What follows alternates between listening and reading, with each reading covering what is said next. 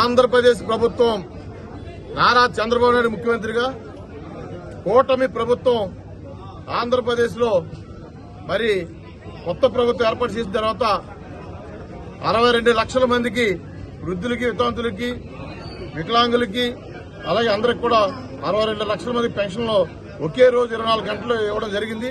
3,000 రూపాయల పెన్షన్ 4,000 రూపాయల కాడికి. అలాగే ఉచిత ఇసుక కూడా 9వ తారీఖు నుంచి మొదలెట్టి ఆంధ్రప్రదేశ్ ఏదైతే కళలు కన్నారో భవన నిర్మాణ కార్మికుల గురించి కానీ అలాగే యజమానుల విషయంలో కానీ అన్ని కార్యక్రమాలు కూడా ఉచిత ఇసుక ప్రవేశపెట్టిన ఘనత ఎన్డీఏ ప్రభుత్వం నారా చంద్రబాబు నాయుడు గారు ముఖ్యమంత్రిగా జరుగుతుంది.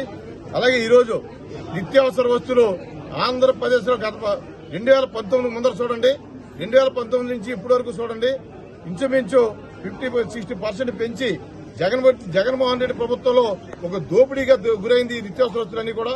అవన్నీ మరి కంట్రోల్ చేయాలనే ఉద్దేశంతో ఈ రోజు రైతు బజార్లో ఈ రోజు చౌక కందిపప్పు గాని, బియ్యం గాని, పంచదార గాని ఇవన్నీ కూడా ఈ కార్యక్రమం ఈ రోజు భీమవరం నియోజకవర్గంలో మరి శాసనసభ్యులు పులపతి రామాంజలి ఆధ్వర్యంలో కూటమి నాయకులు అందరూ అలాగే అధికారులు అందరూ కూడా ఈ కార్యక్రమం చేయడం జరిగింది.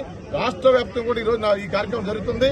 నారా చంద్రబాబు నాయుడు ముఖ్యమంత్రిగా, ఉప ముఖ్యమంత్రి పవన్ కళ్యాణ్ గారు అలాగే భీమవరం నియోజకవర్గ శాసనసభ్యులు, నర్సాపురం పార్లమెంట్ కేంద్ర సహాయ మంత్రి అందరూ కూడా ఈ రాష్ట్రంలో రాష్ట్ర ప్రజలకి ప్రజాస్వామ్యబద్దంగా అంబేద్కర్ రాజ్యాంగం వదిలేటట్టు కార్యక్రమాలు నడుస్తున్నాయి. రాబోయే రోజు సూపర్ 6 పథకాలు కూడా అన్ని కూడా అమలు అవుతాయి.